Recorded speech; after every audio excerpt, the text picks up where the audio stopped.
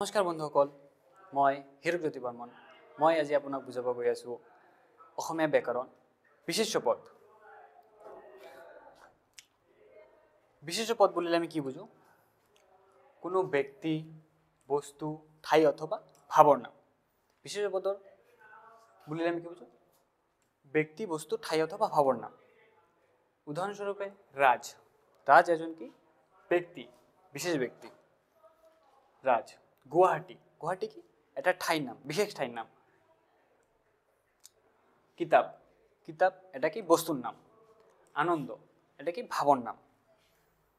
এইবোৰ বিশেষ্য পদৰ উদাহৰণ।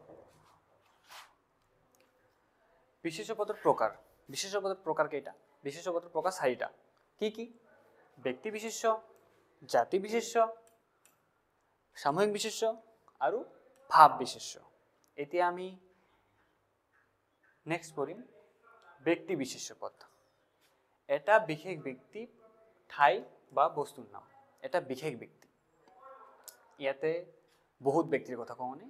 এটা, এজন। ৰাহুল এজনৰ কথা কৈ আছে। দিল্লী এটা বিশেষ ঠাই, এটা ঠাইৰ কথা কোৱা হৈছে।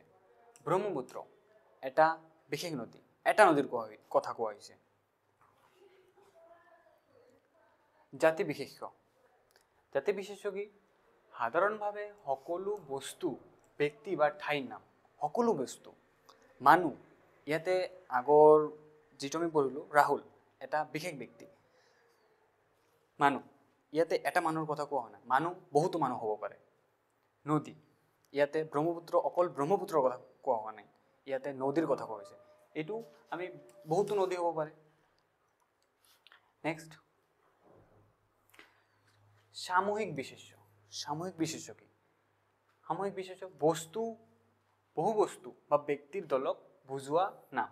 বহু বস্তু, ইয়াতে এজন বা দুজনৰ বহু বস্তু। দল, এটা ফুটবল টিম, ক্ৰিকেট টিম, ইয়াতে বহু লোক থাকে, এইটো কিয় দল। বহু বস্তু। সেনা, এটা সেনাত কি থাকে? বহু মানুহ লোক থাকে, এইটো বহু বস্তু। তো এইটো কি হ'ব? সামূহিক বিশেষ্য। ভাৱ বিশেষ্য। ভাৱ বিশেষ্য কি হ'ব? দেখা নোযোৱা, অনুভৱ কৰা যায় এনে গুণ। দেখা নাযায় কিন্তু আমি অনুভৱ কৰিব পাৰোঁ। এনে কি কি গুণ আছে? মৰম, বুদ্ধি, সৌন্দৰ্য। মৰম আমি দেখা পাওঁ, নাপাওঁ।